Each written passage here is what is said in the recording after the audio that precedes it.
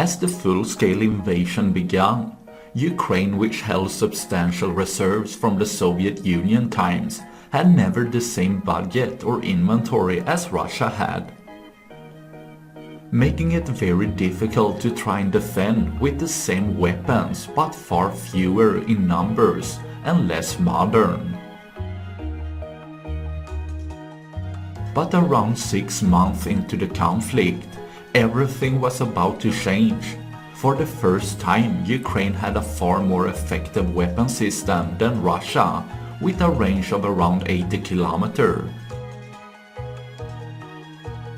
making Ukraine to strike Russia effectively much further back than previously,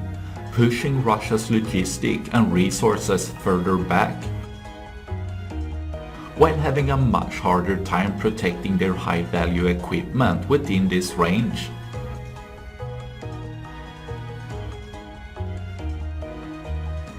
With a small rocket with 227mm in diameter and less than 4 meters long, it's quick to fire and reload and has a high accuracy and hit probability,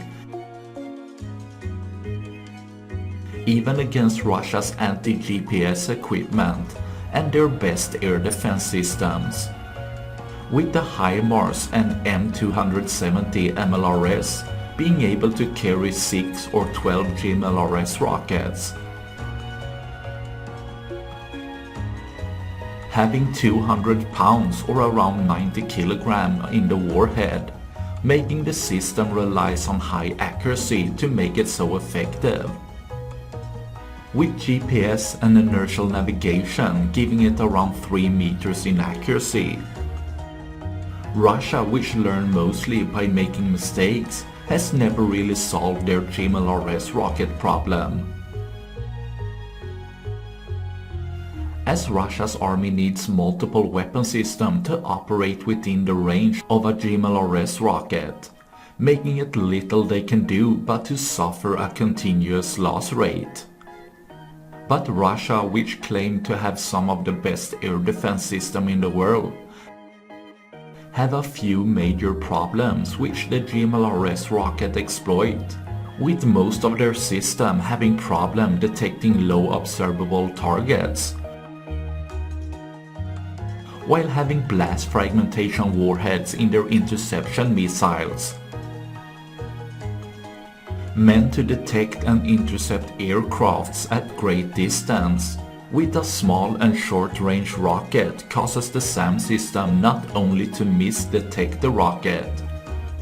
but having poor interception rate when they do detect the rocket and are within range, as the blast fragmentation warhead of the interception missile doesn't necessarily destroy the small GMLRS rocket, as it needs a perfect hit to cause the small rocket to be destroyed. But due to the small and fast-moving object, causing the interception missile often to hit a bit off or miss it completely, leaving the S-300 and S-400 to be too clumsy, expensive to operate, and have the risk of being hit themselves.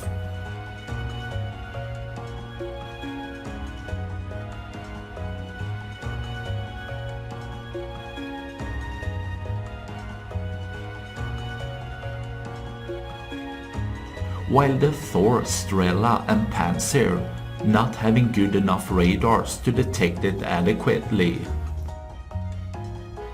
with the Buk often being put in between and became a regular victim, with all of Russia's SAM system often being the victim of GMLRS rockets,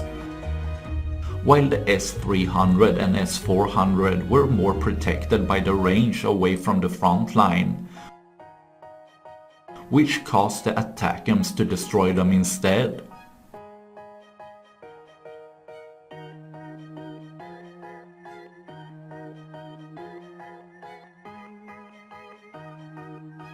Possibly the best evidence that Russia's SAM system couldn't stop GMLRS rockets was the failure to protect the Antonovsky Bridge.